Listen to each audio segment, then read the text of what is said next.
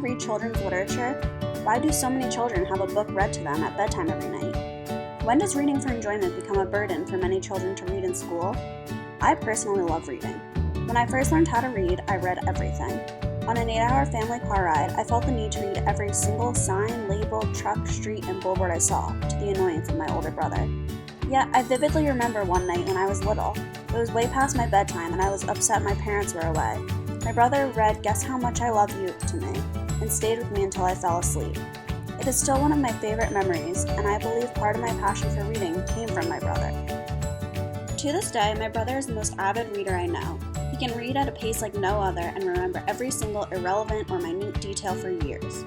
Anytime I've needed a new great read or book, he is my go-to person, as is his room, which is lined with bookshelves.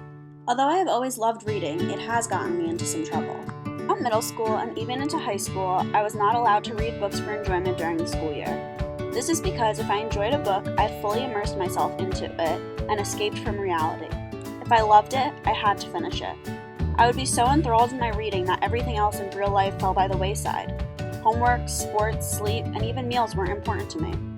My parents would come into my room at all hours of the night to find me reading under the covers by a flashlight, and they would confiscate whatever book I was reading. The only time I've had a teacher call home for me misbehaving is when I would sneak reading a book in math or history class. It was a good and bad reason to be in trouble with your teacher while in middle school. Reading a great book and being completely lost within it, to me, is the whole point of reading. To feel what the characters feel and experience the pleasures that Nodelman explains define children's literature, such as the pleasures of having one's emotions evoked, the pleasure of the pictures and ideas that the words of text evoke, the ways in which they allow one to visualize people and places one has never actually seen or think about ideas one hasn't considered before, and the pleasure of escape, of stepping outside oneself at least imaginatively and experience the lives and thoughts of different people. I have always taken reading for granted. My sophomore year of high school, I suffered from a head injury during a lacrosse game, and I proceeded to miss over a year and a half of high school. For over 6 months, I would try to read, but I physically was not capable of it due to the part of my brain that was injured.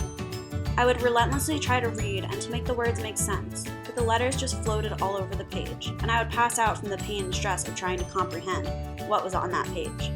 Once I was properly diagnosed and began treatment, I was not medically cleared to read or write, for that matter, for another 8 months. I was homeschooled by teachers for over a year and would have to learn verbally in 10-minute increments, lying down for 5-minute breaks in between. I had to download books and textbooks on my iPad to be read to me, and listening to novels is nowhere near the same experience of reading and losing yourself in a book.